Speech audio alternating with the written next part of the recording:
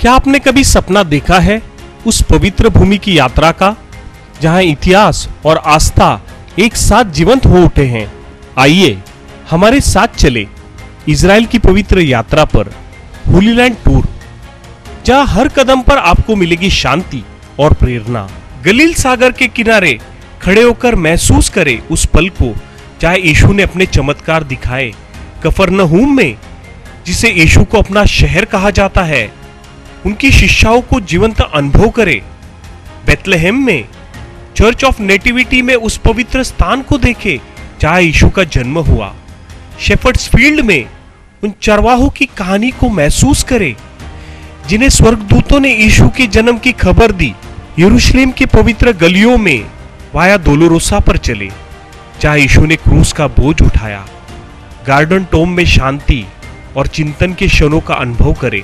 Mount of olives से यरूशलेम के स्वर्णीय दृश्यों को देखें जहां यीशु स्वर्ग गए। इजराइल सिर्फ आध्यात्मिक नहीं बल्कि जीवंत संस्कृति का गढ़ है। स्थानीय व्यंजनों का स्वाद ले और मृत सागर में तैरने का अनोखा अनुभव करें। हमारे विशेष होली लैंड टूर पैकेज में शामिल है लग्जरी होटल, स्वादिष्ट भोजन और अनुभवी हिंदी भाषी गाइड हर कदम पर आपके साथ है, ताकि आपकी यात्रा आरामदायक और यादगार हो। तो देर किस बात की, आज ही बुक करें अपनी होली लैंड यात्रा को और चले एक ऐसी तीर्थ यात्रा पर जो आपके दिल और आत्मा को हमेशा के लिए बदल देगी। नीचे दिए गए नंबर पर संपर्क करें। आपण पाहत आहात जीसस इंडिया टीव्ही, चॅनल जे देवाकडून आहे, चॅनल जे स्वार्था गाजवतं, चॅनल जे लोकांचे जीवन परिवर्तन करतं। पाहत रहा, लाईक करा, शेअर करा आणि सबस्क्राईब करा। या सेवा कार्याला अजून वाढवण्यासाठी तुम्ही हातभार लावू शकता व आम्हाला तुमची आर्थिक मदत करू शकता। ऑनलाईन पेमेंटसाठी खाली दिलेल्या QR कोडला स्कॅन करून आपलं दान देऊ शकता। 4 वर्षापूर्वी या पृथ्वी तलावरती झाला आणि त्याचा उत्सव, त्याचा जल्लोष, प्रभू येशू ख्रिस्त या जगामध्ये आला, त्याच्या आगमनाबद्दल साऱ्या पृथ्वी तलावरती मोठा आनंद आहे, मोठा जल्लोष आहे। प्रश्न तो किती तारखेला जन्मला हा नाहीये, तो जन्मला हा महत्वाचा प्रश्न आहे। 25 तारखेला तो जन्मला नाही हे 100% सत्य आहे। ती तारीख त्याच्या जन्माची तारीख नाही, परंतु प्रभू येशू ख्रिस्त या पृथ्वी तलावरती येण्याचा उद्देश समजून घेणं फार गरजेचं आहे। कोणत्या कारणाने या पृथ्वी तलावरती तो आला आणि खरंच तो पृथ्वी तलावर येण्याच्या अगोदर स्वर्गामध्ये होता का, हाही महत्वाचा प्रश्न आहे। का त्याला देव म्हणावं, कोणतं देवस्वरूप त्याच्यामध्ये आहे आणि लोक जन्माला आले त्या पद्धतीने त्याचा जन्म होता का, त्याचा जन्म हा देवानं ठरवलेल्या पद्धतीने त्याचा जन्म होता, ही गोष्ट देखील समजावून घेणं गरजेचं आहे। काही लोक येशूकडे पाहताना ते म्हणतात की जसा अब्राम होता तसा तो प्रभू येशू ख्रिस्त आहे। कित्येक लोकांना जर तुम्ही सांगायला गेला, त्यांना असं म्हटलं की येशू स्वतःला देवाचा पुत्र म्हणतो, तर तो म्हणतात अब्राम पण देवाचा पुत्र आहे। त्यानंतर दानियेला संबंधाने म्हटलं, दानियल प्रार्थनेला सुरुवात करताना तो म्हणतो, हे दानियेला देवाच्या परमप्रिय मुला, तुझ्या प्रार्थनेला आरंभ होण्यापूर्वी परमेश्वराने दूताला पाठवून मी तुझा निरोप घेऊन या ठिकाणामध्ये आलो तुला उत्तर देण्यासाठी। मग जसा येशू देवाचा पुत्र होता, अब्राम तर देवाचा दानियल तर देवाचा परमप्रिय पुत्र होता, देवाचा प्रिय पुत्र होता। म्हणजे कित्येक लोकांच्या डोक्यामध्ये एक प्रकारची शंका आहे, ते अशा पद्धतीने विरोध करतात की येशू संदेष्टा होता, तो देव नव्हता, कारण त्याचा जन्म मरियेच्या उदरातनं झाला, सामान्य माणसासारखा त्याचा जन्म झालेला आहे। येशूच्या जन्मासंबंधीच्या अनेक प्रकारच्या डोक्यामध्ये असणाऱ्या सांभ्रमक कल्पना आहे की ज्याच्याद्वारे ख्रिस्ताचं देवत्व जाणून घेणं गरजेचं आहे। खरंच तो देव होता का? आणि ख्रिस्ती विश्वास जो आहे तो उघड्या डोळ्यावरचा विश्वास आहे। याच्यामध्ये तर्क वितर्क, कल्पना किंवा मनुष्यानं मांडलेले विचार नाही, तर याच्यामध्ये बायबल मधलं एक सत्य, बायबल मध्ये लिहून ठेवलेल्या घटनाची परिपूर्ती म्हणून येशूचं पृथ्वी तलावरचं आगमन आहे। आणि हे आगमन होत असताना जर येशू या जगात कशासाठी आला तो उद्देश जर समजला नाही, तर कदाचित नाताळ साजरा करताना तुम्ही त्या उद्देशापासून भरकटून जाणार। कशासाठी आला? का अनेक लोकांना सण होते, आम्हाला पण एक सण पाहिजे नवीन कपडे घालायसाठी म्हणून आला का? का बाकीचे लोक घराला रंगरंगोटी करतात, मग आम्हाला रंगरंगोटी करण्यासाठी येशू ख्रिस्ताचं आगमन पृथ्वी तलावरती झालं का? कोणता उद्देश? आणि तो उद्देश जर जाणून घेतला तर त्या दिवसापासून तुम्ही नारायण वामन टिळकासारखं म्हणणार आहात. नारायण वामन टिळक म्हणतात, ख्रिस्त जयंती रोज यापुढे ऐसे गणिता का, आणि शास्त्रामध्ये पण लिहिलं, आज तुमच्यासाठी दाविदाच्या नगरामध्ये तारणारा जन्मलेला आहे. आजच्या दिवसासाठी आज आम्हाला येशूची गरज आहे. 25 तारखेला नाही, कधी पण तुम्ही वाचा. नोव्हेंबर मध्ये वाचा, एप्रिल मध्ये वाचा, मे मध्ये वाचा, जून मध्ये वाचा, ऑक्टोबर मध्ये वाचा, फेब्रुवारी 28 दिवस आहे तेव्हा तुम्ही वाचा. तुम्हाला कळेल आमच्यासाठी आज आहे तो, आजच्या दिवसामध्ये. आणि त्याचा या जगामध्ये येण्याचा उद्देश काय? योहानाचं शुभवर्तमान 7वा अध्याय 28 आणि 29 वचन आपण वाचूया. योहानाचं शुभवर्तमान 7वा अध्याय 28 आणि 29 वचन. यावरून येशू मंदिरात शिक्षण देत असता मोठ्याने म्हणाला, तुम्ही मला ओळखता व मी कोठला आहे हेही तुम्हाला ठाऊक आहे. तरी पण मी आपण होऊन आलो नाही. ज्याने मला पाठवलं तो खरा आहे. त्याला तुम्ही ओळखीत नाही. मी तर त्याला ओळखतो कारण मी त्याच्यापासून आहे. बायबल सांगतं तो या जगामध्ये यायचं म्हणून आला नाही. शास्त्र सांगतं येशू ख्रिस्त मोठ्यानं ओरडून म्हणाला, प्रत्येक व्यक्तीला समजावं, प्रत्येक व्यक्तीने ओळखावं की देवानं, तो म्हणतो जिथून मी आलो तिथून मला पाठवलं. का देऊ नाही का? काही लोकांचा जन्म होतो पण येशूचा जन्म झाला नाही, त्याला पाठवलं म्हणजे तो कुठंतरी होता म्हणून त्याला पाठवलेला आहे. होता कुठंतरी. 2000 वर्षापूर्वी तो जन्माला आला नाही. 2000 वर्षापूर्वी येशू या जगामध्ये आला, हे वास्तव सत्य आहे. परंतु 2000 वर्षापूर्वी आल्यावर तो म्हणतो मला पाठवण्यात आलं. मग होता कुठे येशू एवढे दिवस? जर तोच म्हणतो की मला माझ्या इच्छेनं नाही, पित्याच्या इच्छेनं या जगामध्ये मला त्यानं पाठवलं आणि पित्याची इच्छा घेऊन तो जगामध्ये आला, म्हणजे येशू ख्रिस्त जन्माच्या अगोदर कुठंतरी अस्तित्वात होतं. मग लोकांच्या डोक्यामध्ये प्रश्न आहे, काय येशू ख्रिस्त स्वर्गातनं आला का? शिष्यांना तो सांगतो, जिथं मी चाललो ना त्या ठिकाणात तुम्ही येऊ शकत नाही. आणि जाताना त्या चोरला तो म्हणतो, आज तू माझ्याबरोबर सुखलोकात असशील. म्हणजे जिथून तो आला तिथं परत जाणार आहे हे त्याला ठाऊक आहे. मग आला कुठून? स्वर्गातनं उतरलेली भाकर मीच आहे. तो स्वर्गातनं आला. उत्पत्तीच्या पुस्तकामध्ये आम्ही पाहतो, त्या उत्पत्तीच्या पुस्तकामध्ये प्रभू म्हणतो की तो म्हटला, चला आपण मनुष्य तयार करू. कोण आपण आहे? कित्येक लोकांच्या डोक्यामध्ये त्यांना असं वाटतं की देव फक्त एकच आहे, यहोवा देव आहे. आणि देव असताना येशू ख्रिस्त देव नाही. जर जेव्हाच विटनेसवाल्याला तुम्ही विचारलं तर ते म्हणतात ओनली गॉड, फक्त देव. आणि उत्पत्तीच्या पुस्तकामध्ये असं लिहिलं की देव म्हटला, चला आपण आपल्या प्रतिरूपाचा मनुष्य तयार करू. आपण कोण? स्वतःला तर म्हणणार नाही देव, आणि स्वतः तो बनवेल. तो बोलला, जे त्याला बनवायचं होतं तो म्हटला की आकाश हो, आणि देव बोलला आणि त्याप्रमाणे आकाश घडलं.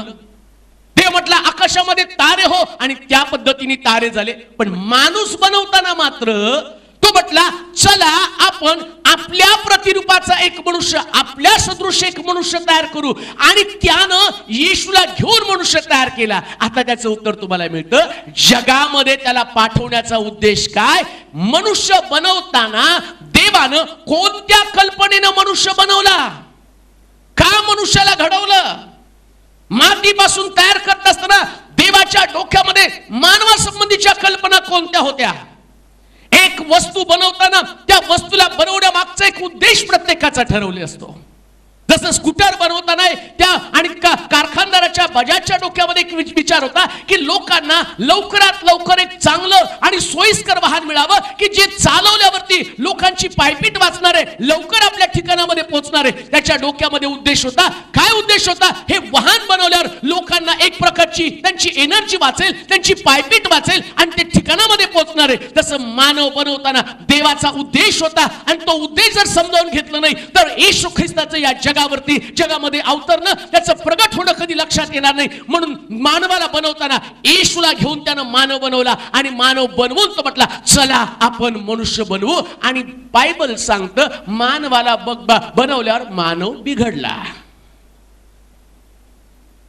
ज्या माणसाला त्यानं बनवलं तो बिघडला, देवाच्या संगतीपासून तो दूर गेला. आणि शास्त्रात असं लिहिलं, जो मनुष्य तयार त्यानं केला तो गौरवी आणि देवाच्या सदृश्य अशा स्वरूपाचा मनुष्य होता.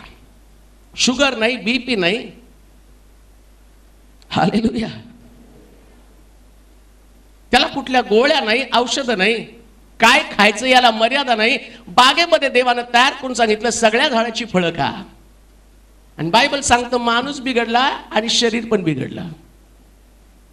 देवाची आज्ञा मोडल्यामुळं या शरीरामध्ये जे गौरव आहे ते गौरव निघून गेलेला आहे.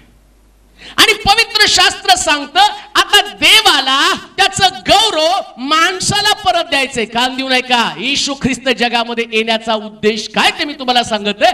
शरीरातलं गौरव, जीवनातलं गौरव, कुटुंबातलं गौरव, परिवारातलं गौरव निघून गेलं आणि हे गौरव मानवाला परत द्यायचं. पण देताना मात्र त्याला रिपेअर केल्याशिवाय देता येणार नाही. सर्व्हिसिंगला गाडी दिल्यावर नाही का, जर बिघडलेली गाडी दिली तर तो आम्ही काय म्हणतो, काय फायदा तुम्हाला सर्व्हिसिंगला गाडी देऊन, आमची गाडी तर अजून पण नीट काम करत नाही. येशू ख्रिस्त सर्व्हिसिंग साठी जगामध्ये आला होता. प्रेज लॉर्ड म्हणाल का? गाडी तर देवानं दिलेली, बनवलेली गाडी आता परत प्रभूला द्यायची.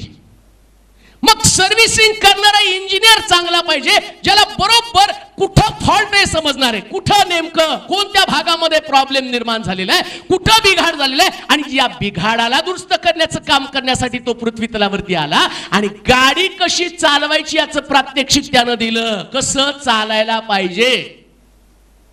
गाडी बनवली, जर त्याला चालवतात ते ट्रेनिंग द्यावं लागतं. फोर व्हीलर घेतल्यावर आता मला ते अजून पण चालवता येत नाही. का हो? कारण मी ते बसतच नाही, ड्रायव्हिंग करतच नाही, माझ्याकडे ते नॉलेज नाहीये, म्हणून असून पण मला उपयोग नाहीये. तसं प्रभू येशू ख्रिस्त जगामध्ये आला, जे लोक शिक्षण घ्यायला तयार आहे, जे लोक आत्मसात करायला तयार आहे, जे लोक बिघाड दुरुस्त करण्यासाठी तयार आहे, आणि त्यानं शिक्षण द्यायला सुरुवात केली. आणि म्हणून येशू म्हटला मी स्वतःहून आलो नाही, मला पित्यानं पाठवलं. कशासाठी पाठवलं? अरे या लोकांना थोडंसं ट्रेनिंग दे, आणि त्यांना कसं जीवन चालवायचंय, त्यांना कशा पद्धतीने जगायचंय हे मार्गदर्शन नाही, त्यांना माहित नाही मार्ग आणि ठाऊक नाही मार्ग. मग स्वर्गातला देव एक ट्रेनर म्हणून या जगामध्ये आला. मग शास्त्र सांगतं की तो लोकांना शिकवत आणि बरं करत फिरला. शास्त्र सांगतो तो शिकवत म्हणजे पहिल्यांदा त्यानं ट्रेनिंग दिली. काय? शास्त्रामध्ये लिहिलेली गुपित, शास्त्रामध्ये लिहिलेली रहस्य, आणि त्या रहस्याचं त्यानं ट्रेनिंग दिलं. कोण स्वर्गामध्ये पोहोचणार आहे? तज्ञ व्यक्ती, जो शास्त्र शिकवणारा व्यक्ती, ज्यानं अनेक प्रकारचे प्रवचन केलेला निकोदेमस. पण तो सुद्धा ट्रेनिंग साठी येशूकडे गेला आणि त्याला विचारतो स्वर्ग राज्य मिळावं म्हणून मी काय केलं पाहिजे. तो म्हणतो पाण्याने आणि आत्म्याने जन्मल्या वाचून कोणी देवाच्या राज्यात जाऊ शकत नाही. त्याला ट्रेनिंग घ्यावं लागलेलं आहे, त्याला पण माहिती करून घ्यावं लागलं स्वर्गामध्ये मी कसं पोहोचणार आहे, कशा रीतीने मी स्वर्गाच्या राज्यामध्ये प्रवेश करणार आहे. स्वर्ग राज्यातला तुमचा प्रवेश सुखकर व्हावा आणि गेलेलं गौरव तुमच्यामध्ये परत यावं, यासाठी प्रभू येशू ख्रिस्त देवाच्या योजनेप्रमाणे देवानं त्याला पाठवलं. म्हणून तो जगामध्ये आला. तो स्वतःच्या इच्छेनं नाही, देवाच्या इच्छेनं जगामध्ये आलेला आहे. आणि त्याच्या पलीकडे मी जाऊन तुम्हाला सांगतो, म्हणून तो सृष्टी अस्तित्वात असताना, देव पिता स्वर्गामध्ये असताना, सृष्टी निर्माण करण्याच्या अगोदर, मानव निर्माण करण्याच्या अगोदर तो स्वर्गामध्ये होता. आणि म्हणून तो म्हटला मला पित्यानं पाठवलं. म्हणून कोणी सुद्धा तुम्हाला प्रश्न केला येशू ख्रिस्त देव आहे का, तर छाती ठोकपणे सांगा तो देव आहे. का? कारण शास्त्र त्याच्या संबंधानं सांगतं की देवानं त्याला जगामध्ये पाठवलेलं आहे. आता डाऊट तुमच्या मनामध्ये असू देऊ नका. कित्येक वेळा डाऊट येतो, लोक तुम्हाला आडवे तिडवे प्रश्न घेऊन विचारतात, कन्फ्युजन मध्ये टाकतात. आणि येशू ख्रिस्त कुठं सुद्धा स्वतःहून म्हटलं नाही की मी देव आहे. का म्हटलं नाही? हो, जो स्वतः आहे त्याला सांगण्याची गरज लागत नाही. मला नाही म्हणाल मी पास्टर आहे, मी येत नाही, मग मी पास्टर आहे बरं का, मला माहिती मी पास्टर आहे, मला काय तुम्हाला सांगण्याची गरज आहे मी पास्टर आहे. तुम्ही म्हटल्यानं मी पास्टर होतो. काही लोक म्हणतात नाही मी तुम्हाला मानत पास्टर, मग ते नाही मानत म्हणून मी थोडं मी पास्टर नाही, मी तर पास्टर आहे. का तर मला मंडळी आहे, मला माहिती आहे की मी लोकांना शिक्षण देतो, लोक शिक्षण ऐकण्यासाठी उत्सुक आहे. आणि जसं मला माहिती आहे तसं येशूला पण माहिती आहे तो देव आहे, त्याला सांगण्याची गरज नाही, दौंडी पिटवण्याची गरज नाही. आणि एक वचन वाचा म्हणजे स्तोत्र 40 अध्याय 7 वचन, स्तोत्र 40 आणि त्याचं 7 वचन. यावरून मी म्हणालो पहा मी आलो आहे, पहा मी आलो आहे, ग्रंथपटात माझ्याविषयी, ग्रंथपटात माझ्याविषयी लिहून ठेवले आहे, लिहून ठेवलं आहे की हे माझ्या देवा, हे माझ्या देवा, तुझ्या इच्छेप्रमाणे करण्यात, तुझ्या इच्छेप्रमाणे करण्यात मला आनंद आहे. ग्रंथपटात लिहून ठेवलं म्हणून मी आलेलो आहे. काय ना येशू, कारण ग्रंथपटात आता दाविदानं येशूच्या येण्यासंबंधाने, दाविदाबद्दल नाही लिहिलेलं मी आलोय, दावीद येऊन काही विशेष पराक्रम त्यानं केला नाही, पण येशू संबंधानं लिहिलं. आता दावीद कधी हो, जवळजवळ इसवी सन म्हणण्यापेक्षा बिफोर क्राइस्ट BC 1055 ते 1015 म्हणजे ख्रिस्तापूर्वी जवळजवळ आम्ही पाहतो 1055 ते 1015 या कालखंडामध्ये हे लिहून ठेवलं. येशू ख्रिस्त येण्याच्या अगोदर जवळजवळ 1055 वर्षाच्या अगोदर या संबंधाने भविष्यवाणी केली. अचानक नाही प्रकट झाला, वारंवार देवानं या जगाला येशूच्या आगमनाची सुवार्ता सांगितलेली आहे. अचानक नाही, अपघातानं तो आला नाही. अचानक जर म्हटलं ना कोणतरी मला मी देव आहे तर त्याच्याविषयी तुम्हाला शंका घेता येईल. अचानक नाही.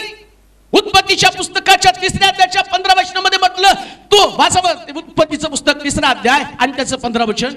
हा, तू व स्त्री, तुझी संतती, तिची संतती यामध्ये परस्पर वैर स्थापील, ती तुझे डोके फोडील, ती तुझं डोकं फोडील, व तू तिची टाच फोडशील, तू तिची टाच फोडशील. तो स्त्रीला म्हणाला हा, मी तुझे दुःख. बस भविष्यवाणी ग्रंथपटामध्ये लिहून ठेवलं की तो येणार आहे. आणि तो येणार हे कधी सुरुवात झाली हो? का अचानक त्याला वाटलं चला आता मला पृथ्वी तलावरती माणूस कस काय काय चाललंय कारभार त्याचा आणि पाहण्यासाठी जावं म्हणून तो आला का? त्याच्यासाठी तर देवदूत देव पाठवत होता. अब्राहम आपल्या दाराजवळ बसल्यावर देवदूत त्याच्या 3 देवदूत त्याच्या दारातनं चालले आणि त्या देवदूताने देवदूताला त्यांनी पाहिलं आणि त्यानं देवदूताला पाहिलं आणि देवदूताला म्हटलं आज इथं तुम्ही भोजन करा. आणि बायकोला जाऊन सांगितलं आणि मग एक वासरू कापलं, त्यांना खायला घातलं आणि देवदूत पुढे निघून गेले त्याला आशीर्वाद देऊन. माणसाला पाठवण्यासाठी देवदूत पाठवत होता. बलाम वाट चुकल्यावर त्या बलाम संदेशाला पाठवण्यासाठी देवाने एक देवदूत पाठवला. पेत्र बंदिशाळेमध्ये असताना बंदिशाळेमध्ये सुटका करण्यासाठी पेत्रासाठी देवाने देवदूत पाठवला. दानियल सिंहाच्या गुहेमध्ये असताना त्याला बाहेर काढण्यासाठी, रक्षण करण्यासाठी परमेश्वराने योजना केली. प्रत्येक गोष्टीसाठी देवाकडे योजना आहे, प्रत्येक गोष्टीसाठी देवाकडे प्लॅन आहे. आणि देवाच्या प्लॅन प्रमाणे ज्या दिवशी मानवाचं पतन झालं त्याच दिवशी देवाचा प्लॅन काय? तो म्हटला स्त्रीचं संतान तुझं डोकं फोडील आणि तू त्याची टाच फोडशील. देवानं त्याच ठिकाणामध्ये योजना करून ठेवली. स्त्रीचं संतान म्हणजे एका स्त्रीच्या द्वारे त्याला जगामध्ये जावं लागणार आहे. संदेश ते जगात जन्माला आले, पण कोणत्या संदेशाविषयी आणि असं प्रगटपणे लिहिलं गेलं नाही की कोणता संदेश कोणत्या मातेच्या उदरातनं. सांगा बरं आलिशाची आई कोण? सांगा बरं एलियाची आई कोण? कोणाला माहिती का? आणि सांगा येशूची आई कोण? बोला की जोरात. तुम्हाला मरियाबद्दल कसं माहिती? मग आलिशाची आई, एलियाची आई, बाकीची जखर्याची आई यांच्या आईबद्दल का माहित नाही? कारण ते संदेश ते नॉर्मल आहेत. आले संदेश ते जन्माला, संदेश ते जन्माला यावं याच्याविषयी काही नाही. देव कोणाला तरी पाठवतो, निवडतो आणि त्याच्या योजनेप्रमाणे करतो. पण ख्रिस्ता संबंधानं म्हटलं जो जन्माला येईल तो पुरुष आणि मुलगा जन्माला येणार आहे आणि जे बाळ जन्माला येणार आहे ते स्त्रीचं संतान असेल. एका स्त्रीपासून त्याची निर्मिती असेल. पुन्हा स्तोत्रामध्ये तो म्हणतो ग्रंथपटात माझ्याविषयी लिहिलं आणि जो येणार आहे आणि तो येत असताना त्याच्याविषयी पुन्हा एकदा दाविदाला प्रगट करण्यात आलं. वाट पहा, कारण ज्याची नियुक्ती या जगाला उद्धार देण्यासाठी मी करणार आहे तो व्यक्ती आणि स्त्रीचं संतान म्हणून जन्माला येणार आहे. आणि स्त्रीचं संतान कशासाठी स्त्रीचं संतान म्हणून जन्माला यायचं? तर पवित्र शास्त्र सांगतं की याच स्त्रीनं, पहा कधी कधी प्रश्न असा पडतो, येशू ख्रिस्त अचानक जर प्रगट झाला असता तर बरं झालं असतं नाही का? अचानक जर कुठून तरी निर्माण झाला असतो, पटकन लोकांनी विश्वास ठेवला असता. कोणतरी म्हणतं ना, पा एक मुलगा मध्ये, मला आठवत नाही पण तो मुलगा मला वाटतं जपानमध्ये काहीतरी प्रगट झाला आणि मग त्यानं सांगितलं की मी अमकाम काय, आणि सगळे लोक इतकी रांग त्याच्याकडे लागायची दर्शन घेण्यासाठी की विचार लोक झाडात बसायचा, आणि मग त्या झाडामध्ये त्याचं दर्शन घेऊन 18-19 वर्षाचा मुलगा, आणि त्याच्याविषयी विचार याची आई कोण आहे, याचे वडील कोण आहे माहित नाही, पण अचानक प्रगट झाला, तो म्हटला अमका मी देव आहे, आणि त्याच्या भोवती लोकांची रांग लागली, तीर्थक्षेत्र ते बनलं. आता गायब पण तो झालेला आहे. ज्यास अचानक काहीतरी प्रगट होतं ना ते नाहीसं होतं, पण ठरवून जे प्रगट होतं ते कधीच नाहीसं होत नाही. आमचा येशू ठरवून प्रगट झालेला आहे. प्लॅनिंग केलं, स्त्रीचं संतान तुझं डोकं फोडील. मग प्रश्न असा, स्त्रीचं संतान म्हणून येशूला का जगामध्ये पाठवण्यात आलं? का त्याला स्त्रीचं संतान म्हणूनच जगामध्ये येणं गरजेचं होतं?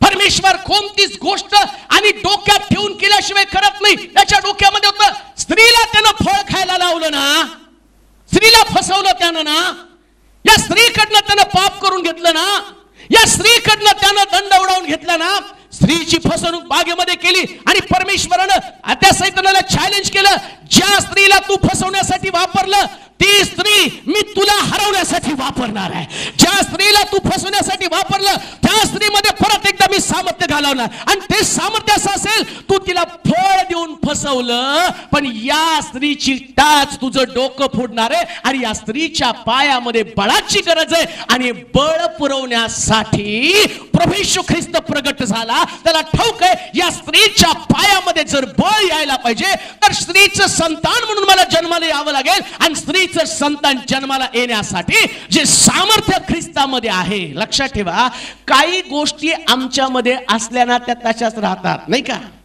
एखाद्या व्यक्तीमध्ये पॉइझन असलं तर ते शरीर बरोबर. आज सकाळीच तुम्ही पेपरला वाचा, एक मनुष्य त्याचा फोटो दिलाय,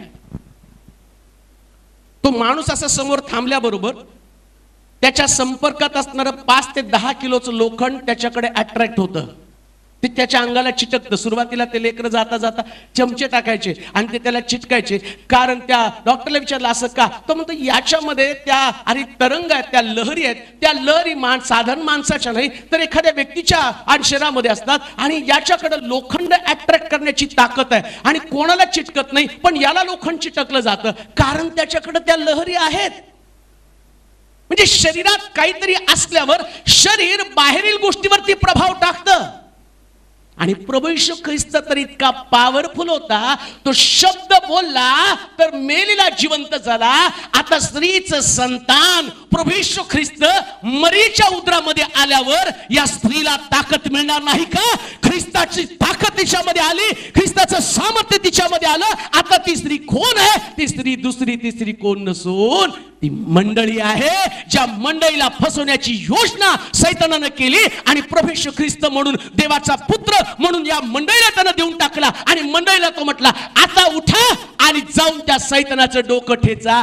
ज्याला ख्रिस्ताचं आगमन या पृथ्वी तलावरती समजलं, ज्या मंडळीला ख्रिस्त या जगामध्ये कशासाठी आला समजला, ती मंडळी 25 डिसेंबरच्या कार्यक्रमामध्ये व्यस्त राहत नाही, ती मंडळी तारा लावण्याच्या कार्यक्रमात व्यस्त राहत नाही, ती मंडळी रंगरंगोटी करण्याच्या कार्यक्रमात व्यस्त राहत नाही, ती मंडळी कशामध्ये व्यस्त राहते? त्या सैतानाचं डोकं ठेचण्यासाठी. तिला ठाऊक आहे या सैतानाला शोधावं, आणि ज्या उद्देशानं या जगामध्ये येशूला पाठवलं तो उद्देश सफल व्हावा. स्त्रीचं संतान तुझं डोकं फोडील, तू त्याची टाच फोडशील. मंडळीनं जर ख्रिस्त या जगामध्ये आला तर मंडळीमध्ये आता ते सामर्थ्य यायला पाहिजे जे सामर्थ्य ख्रिस्त मंडळीला देऊन गेला. येशू म्हटला मी जातो तुमच्यासाठी दुसरा खैबारी आत्मा पाठवतो, पवित्र आत्मा तुमच्यावर तुम्हाला सामर्थ्य प्राप्त होईल. येशूच्या ऐवजी पवित्र आत्मा जगामध्ये आला, आणि पवित्र आत्म्याच्या रूपानं आता येशू आमच्यामध्ये आहे.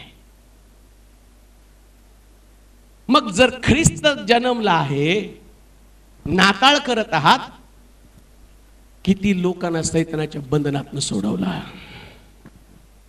ठीक आहे, चांगले कपडे घालावे, तुमच्यापेक्षा भारी मी घालील.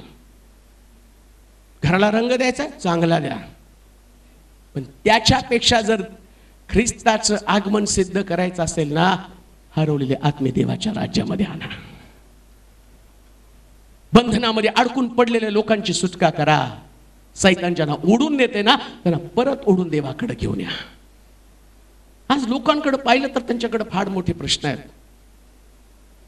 मला चांगलं आठवतं की सेल ग्रुपला पोरं गेले त्यावेळेस एक स्त्री तिथं आली, ती म्हटली आत्महत्या करण्याचा विचार होता, पण आज मी कशी इथं प्रार्थनेसाठी आली मला माहित नाही. मला येण्यासाठी पण पुष्कळ अडखण होतं, परंतु मी तशीच आले का, कारण मला असं वाटलं की काहीतरी व्हावं. प्रभू वचनाच्या द्वारे मोठं सांत्वन त्या स्त्रीला मिळालं आणि तिच्या उद्धाराचे मार्ग मोकळे केले. जर मंडळी या नात्यानं प्रभू येशू ख्रिस्ताचं आगमन तुम्हाला ठाऊक आहे, तर मंडळी या नात्यानं ख्रिस्ताचं सामर्थ्य घेऊन तुम्हाला बाहेर पडलं पाहिजे. स्त्रीचं संतान तुझं डोकं फोडेल, तो टाच फोडणार आहे.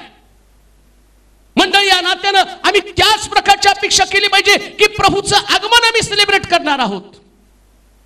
तो आता परत गायच्या गोठ्यामध्ये जन्म घेण्यासाठी येणार नाही, परत येता आणि तो बाळ म्हणून जन्माला येणार नाही. आता येणार 2000 वर्षापूर्वी आणि आज असणारा ख्रिस्त आता मोठा झाला, मोठं सामर्थ्य त्याच्यामध्ये. येताना देवदूत घेऊन तो आला. बायबल सांगतो तो जन्माला आल्यावर, कान देऊ नाही का, तो जन्माला आल्यावर सगळे देवदूत वेगवेगळ्या ठिकाणात प्रगट झाले आणि त्याने सांगितलं ऊर्ध्वलोकी देवाला गौरव, मनुष्याला शांती. आता दुसऱ्यांदा येणारे त्यास पण देवदूत येणारे, पण ते शांतीचा संदेश घेऊन येणार नाही. आता त्यांच्यामध्ये असणाऱ्या लढाईच्या तलवारी, आता त्यांच्यामध्ये असणारे भोसकणाऱ्या तलवारी, आणि या तलवारीपासून लोकांची सुटका होण्यासाठी मंडळी या नात्यानं मला सतर्क राहावं, जागं राहावं. का? कारण भविष्यवाण्या सांगत होत्या, काय सांगत होत्या, ख्रिस्ताचं आगमन या पृथ्वी तलावरती होणार आहे, पण कशासाठी होणार आहे, तर लोकांना उद्धार देण्यासाठी. मग किती लोकांना उद्धार दिलेला आहे, किती नाताळ मी साजरे केले.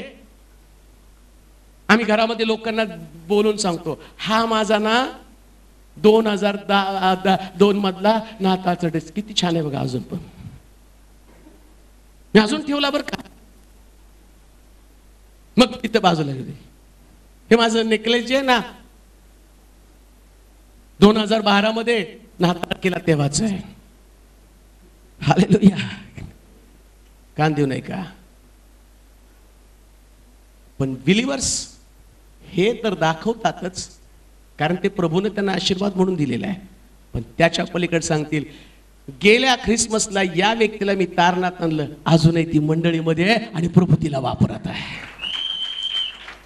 प्रत्येक ख्रिसमस साठी तुमच्याकडं एक वेगळ्या प्रकारचं अर्पण. बायबल सांगतं मागी लोक येशूला भेटायला जात असताना, धनगर लोक येशूला भेटायला जात असताना त्यांनी आपली कोखरं, त्यानं सोनं उदगंधरस आपल्या बरोबर नेला आणि ख्रिस्ताला अर्पण केला. आज तुमची अर्पण मेंढराच्या रूपानं, तारलेल्या लोकांच्या रूपानं, उद्धार पावलेल्या लोकांच्या रूपानं, का तुम्ही फक्त तुमचे कपडे आणि जे तुमच्या कबडमध्ये तुम्ही ठेवलेले ते तुम्ही दाखवत आहात, का तुम्ही मंदिरामध्ये दाखवत आहात. एक एक खुर्चीवरती बसलेला व्यक्ती आणि प्रभू मी गेल्या ख्रिसमसला सुवार्ता सांगितली आणि या व्यक्तीला तारणामध्ये आणलं, तो खरा मंडळीसाठी गौरवी नाताळ असणार आहे. आणि ज्या नाताळची प्रभू अपेक्षा करत आहे, का येशू या जगामध्ये आला. सेलिब्रेशन असावं, पण कशासाठी, आम्ही लोकांच्या उद्धारासाठी. मला चांगलं, माझ्या मोठ्या भावाचं तारण झाल्यावरती, त्यास आमचं काही विशेष तारण नव्हतं. आम्ही एक ऑकेजनल ख्रिश्चन. 25 तारीख म्हणजे सकाळी 6ला बसमध्ये बसायचं, 6:30चं चर्च अटेंड करायचं आणि 8 वाजता घरी एक ठरलेलं रुटीन, चांगले कपडे घालायचे आणि चांगलं वासाचं तेल आणि वासाचा साबण आणि सगळं काही करून घरामध्ये आल्यावर बिर्याणी खायची, एवढं. आणि आमच्या भावाचं तारण झालं, त्याचा नाताळ वेगळा. मला चांगलं आठवतं, सकाळी उठला हणोकचे वडील आणि कुठून त्यानं ट्रॅक्स आणले माहित नाही, फार मोठा गठ्ठा त्याने आणला आणि तो म्हटलं चर्च माझं हेच आहे आज. तो गेला भाजी मंडईमध्ये, रस्त्यावरती सगळीकडं येशू तुमच्यासाठी तारण घेऊन आला आणि ते ट्रॅक्स वाटत असताना मला लाज वाटायला लागली. अरे हा काय करत आहे, अजूनपर्यंत गावात हे असं कोण करत नव्हतं. आणि मी घरी आलो आणि म्हटलं ह्याला समजावून सांगा, याचं डोकं फिरलंय आणि हा मला रस्त्यानं फिरू द्यायला. कारण सगळ्या रस्त्यावरती आणि दारूच्या गुत्त्यावरती सगळीकडं पहिल्यांदा आमच्या गावामध्ये त्या 25 लोकांच्या हातामध्ये ट्रॅक्स दिसत होता. का? कारण खरं आगमन त्याला कळलं होतं, पण आम्हाला कळलं नव्हतं. प्रियानं, खरं आगमन ते आहे. जो आनंद जगाला मोठा आनंद, तुम्हाला नाही. तुमचं तारण झालेलं आहे, तुमच्याकडे आनंद आहे. तुम्हाला सांगावं पण लागत नाही की आनंदाने उड्या मारा. तुम्ही गाणे चालू झाल्यावर आपोआप उड्या मारता का? कारण तुमच्याकडे तो आनंद आहे.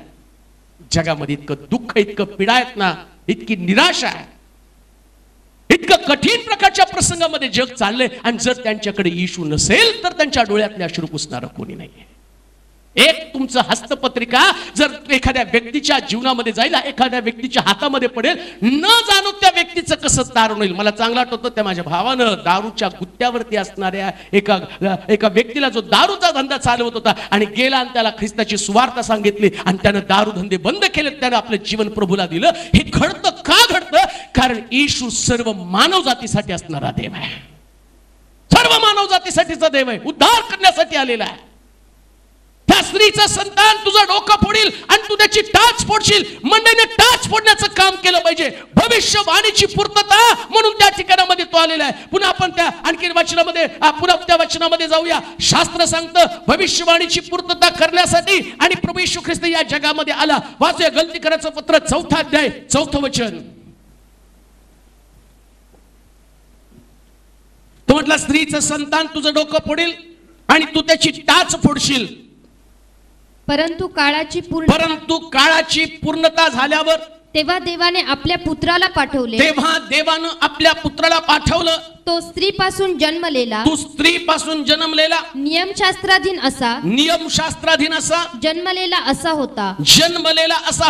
बायबल सांगतं की तो काळाची पूर्तता झाल्यावर जगामध्ये आला. कोणती गोष्ट वेळेच्या अगोदर देव करत नाही. कान देऊ नाही का? आम्ही म्हणतो नाही का, आता खूप पाप वाढलं, देवा लवकर जगामध्ये लवकर येत तू पृथ्वी तलावरती. आणि हा माणूस कधी मग तो कंटाळल्यावर म्हणतो, त्याला पगार चांगली आहे, त्यानंतर घरात त्याला त्रास देणारं कोणी नसलं, कामावर गेल्यावर पण सगळं वातावरण चांगलं असलं, मग कधी म्हणणार नाही देवा तू लवकर पाहिजे. पण इकडून तिकडून सगळीकडून त्रास द्यायला लवकर ये रे देवा, या पापी जगात राहू वाटत नाही, या पापात राहू वाटत नाही, एकदाच येऊन आम्हाला घेऊन जा. पण बायबल सांगतं देव कोणतीच गोष्ट वेळेच्या अगोदर करत नाही. ना उद्धार वेळेच्या अगोदर, ना पुत्राला जगामध्ये पाठवण्याच्या अगोदर, ना कोणाचा न्याय करण्याच्या बाबतीत देव ताबडतोब न्याय करत नाही. देव वारंवार संधी देतो, जगाला पण सुधारण्याची संधी देतो, प्रत्येकाचं तारण व्हावं, प्रत्येकाचा उद्धार व्हावा. आणि येशू ख्रिस्ताला पण जगामध्ये पाठवण्यासाठी देवानं अनेक वर्ष घालवली. जवळजवळ एदेन बागेतनं आदामाला बाहेर काढल्यापासून प्रभू येशू ख्रिस्त जगामध्ये येईपर्यंत 4000 वर्ष देवानं घालवली. 4000 वर्षामध्ये एक गोष्ट आमच्या ध्यानामध्ये येते. प्रत्येक वेळेस मनुष्य पाहत होता काय मोशे येशू आहे का? त्यांना असं वाटलं एलिया येशू आहे का? त्यानंतर त्यांना योहान आल्यावर वाटलं योहान येशू आहे का? प्रत्येक वेळेस जग येशूची वाट पाहत होतं, पण प्रत्येक ठिकाणामध्ये येशू त्यांना सापडत नव्हता. कारण येशू येण्याचा समय ठरलेला होता. देवानं समयानुसार या जगामध्ये येशूला पाठवलेले. समयानुसार प्रियानो, काळाची पूर्तता झाल्यावर. कान देऊ नाही का?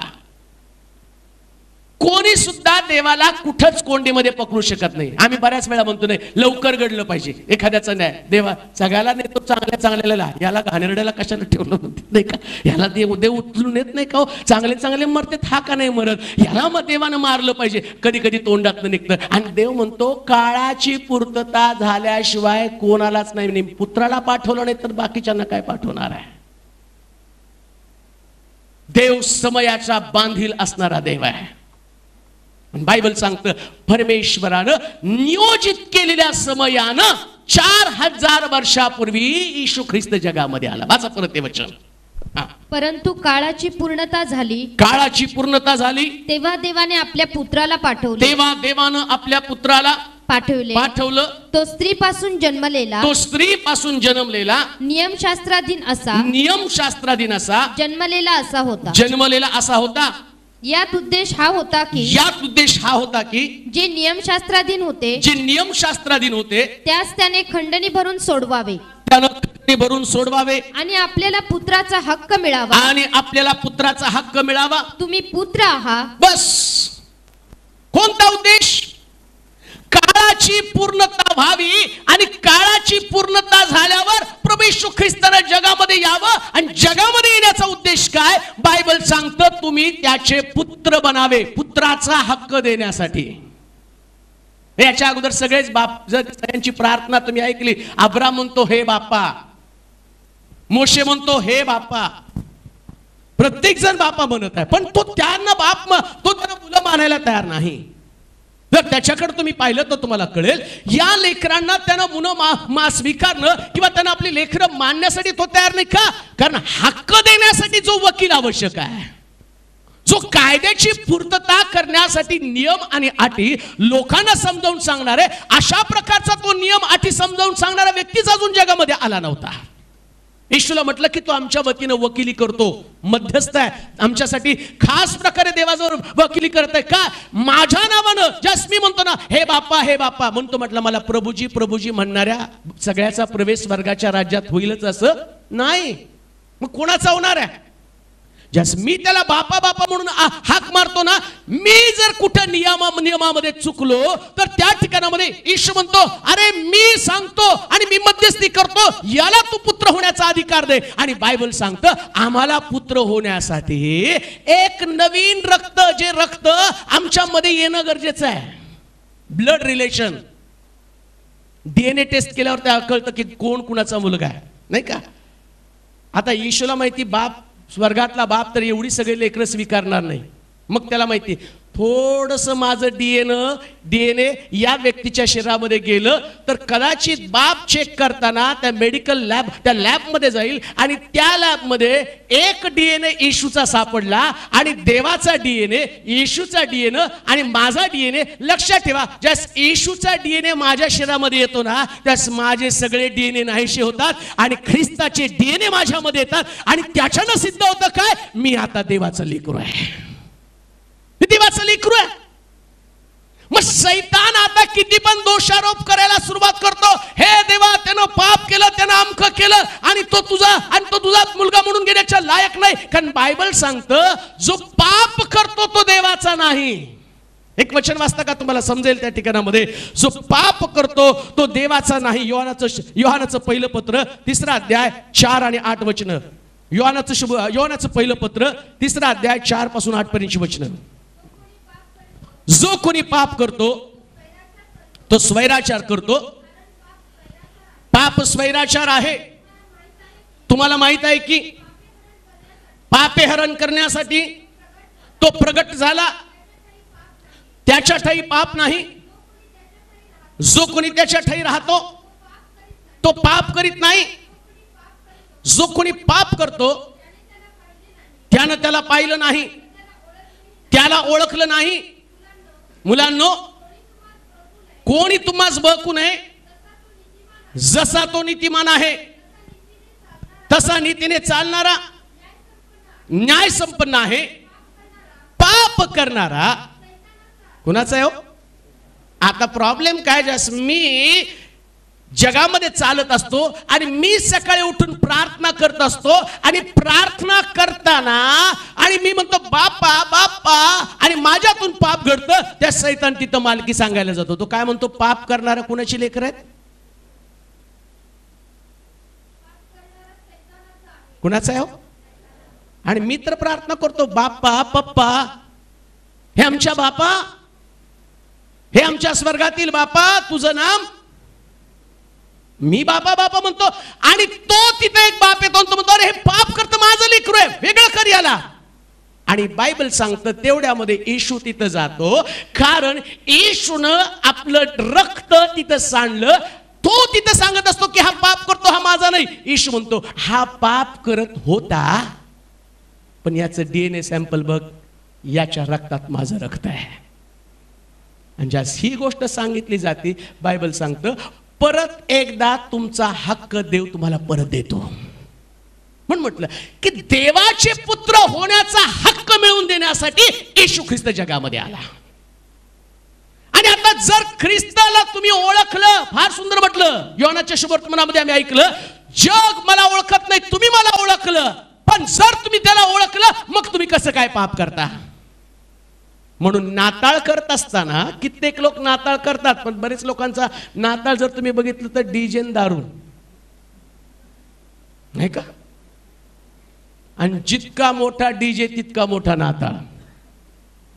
आणि जितके लोक जास्त दारू प्यायला नाचायला असतील ना, आणि मग म्हणायचं फार भारी नाताळ केला बरं का यावर्षी. बायबल काय सांगतं? जो पाप करतो कुणाचा आहे?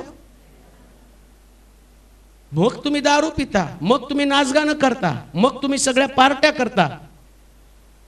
एवढंच नाही, आता माझा ख्रिसमस मी सांगतो. नाताळ म्हणलं पिक्चर पाहिला तर नाताळच नाही, पुन्हा नाही का फुल फॅमिली. काय नसलं तरी फक्त आम्हाला पिक्चरच्या तिकिटाचे पैसे निघाले की 1 2 आपले ते चिचुंद्र्याची पिलं निघतात एकमेकाला धरून, आणि बरोबर आम्ही तसे निघायचो. का? कारण नाताळ आहे आणि याच्यात कुठं ख्रिस्त आहे? येशू कुठं चर्चमध्ये नाही, येशू कुठं आहे तर थिएटरमध्ये. मग तो म्हटला जर ख्रिस्त या जगामध्ये आला हे तुम्ही ओळखलं, मग तुम्ही पाप कसं करता?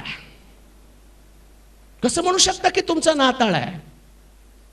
कसं म्हणू शकता की तुमच्यामध्ये ख्रिस्त आहे? वाचा ते वचन, तुमच्यामध्ये ख्रिस्त आहे.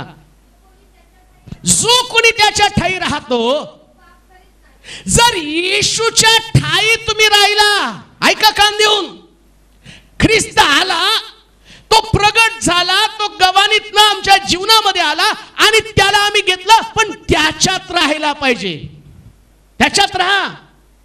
एक घर आहे, जो घरात आहे तो सुरक्षित आहे. आणि एक व्यक्ती रस्त्यावर फिरायला म्हणाल का नाही तो घरात आहे? आम्ही विचारलं कुठे? नाही मी घरात आहे. तो रस्त्यावर फिरतो. मग तुम्ही घरात कुठे? तू तर रस्त्यावर, मी तुला तिथं पाहिलं. तसं जो व्यक्ती ख्रिस्तामध्ये, तो पापात कसा सापडेल? जो व्यक्ती ख्रिस्ताला स्वीकारलं आणि प्रभू येशू ख्रिस्ताला आपल्या जीवनामध्ये घेतलं, आता तो पाप नाही, त्याचं जीवन परिवर्तन झालेलं आहे. मुखानं शिवीगाळ नाही, अंतःकरणात द्वेष भावना नाही, हृदयामध्ये कपट नाही, कधी राग नाही, कधी द्वेष नाही, कधी लोभ नाही, कधी मत्सर नाही, कधी दंड नाही, कधी अनिती नाही, कधी लबाडी नाही, कधी व्यभिचार नाही, कधी जारकर्म नाही, कधी कुठलं व्यसन नाही. सर्व प्रकारचं शांतीचं जीवन, ख्रिस्तानं परिवर्तित केलेलं जीवन, पापाला सोडलेलं जीवन, आणि रोज ख्रिस्त त्याच्यामध्ये आहे. जसं नारायण वामन टिळकामध्ये ख्रिस्त होता, एक परिवर्तित जीवनाची साक्ष ते जगले. मग आमच्यामध्ये ते परिवर्तन आहे का? तुमच्यातला ख्रिस्त प्रतिदिवशी वाढला पाहिजे प्रियानो, मॅच्युअर्ड ख्रिस्ती बनलं पाहिजे. ज्या दिवशी ख्रिस्त पहिल्यांदा तुम्हाला सापडला तो दिवस आणि आजचा दिवस, याच्यामध्ये तुम्ही किती वाढला ते बघा. ज्या दिवशी तारण होतं ना, त्या दिवशी जगासाठी जगवं असं वाटत नाही. इतकं माणूस सहनशील बनतं, इतकं परोपकारी बनतं, इतकं प्रार्थनाशील बनतं की जग त्याच्यासाठी एकदम तुच्छ वाटतं. जग त्याला केर कचरा वाटतं. जसं पौलाला वाटतं तसं त्याला जग वाटतं. त्याचं अंतःकरण एवढं क्षमेनं, एवढं प्रीतीने भरलेलं असतं की तो कधीच कुणाचे अपराध आठवत नाही. देवानं सांगितलं क्षमा करतं, त्याच्या अंतःकरणातनं क्षमा निघते. ते परिवर्तन.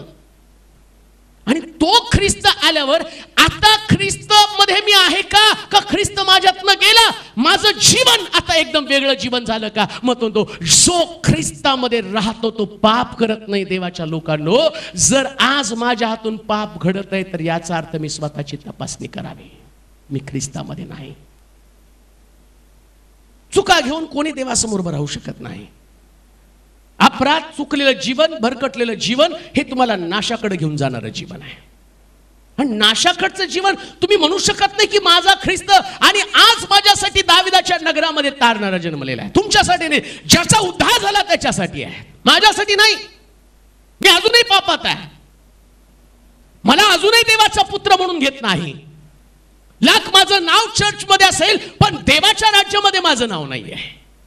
लाख माझ्या घरावरती मोठा तारा लावलेला असेल पण परमेश्वर त्या ताऱ्याकडे सुद्धा पाहत नाही, तुमच्या घराकडे पाहत नाही. तुमच्या घरात काय फराळ केलं आणि तुम्ही लोकांना काय वाटतात त्याकडे पण तो पाहत नाही. आणि तुम्ही चर्च मध्ये आला का ते पण तुम्ही पाहत नाही. बघा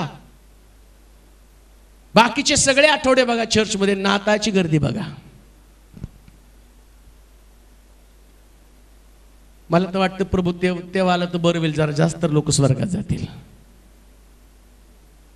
पण बायबल सांगतं की हंगाम नसताना झाडाकडे गेला. हालेलुया. रविवार 25 डिसेंबरला तर चुकून पण येणार नाही, हंगाम नसतानाच येणार आहे. ज्या रविवारी लोकांना वाटेल चर्चला जाऊ नये त्या आता जातो आणि जेवढे तेवढे घेऊन, त्याला काय उगं तिथं गर्दी न्यायची नाही लग्नाला. आम्ही नेतो सगळ्याला, चिम्या आहे, सोम्या आहे, गोम्या आहे, आमकं आहे, तमकं आहे, सगळ्याला पत्रिका वाटून सगळ्या गावाला जमा करायचं आणि जी भांडणं नाही का, याला आमटी कमी वाढली त्याला जास्त वाढलं, ह्याला मटण कमी आलं त्याला. तिथं त्याच्या लग्नाला सिलेक्टेड आहे. प्रेज द लॉर्ड म्हणाल का?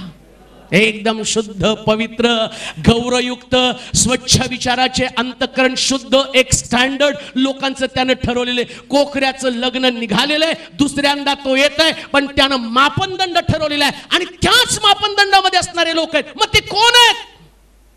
ज्यानं ख्रिस्तामध्ये राहिलेले लोक आहेत. जो पाप करतो त्याच्यामध्ये ख्रिस्त नाही.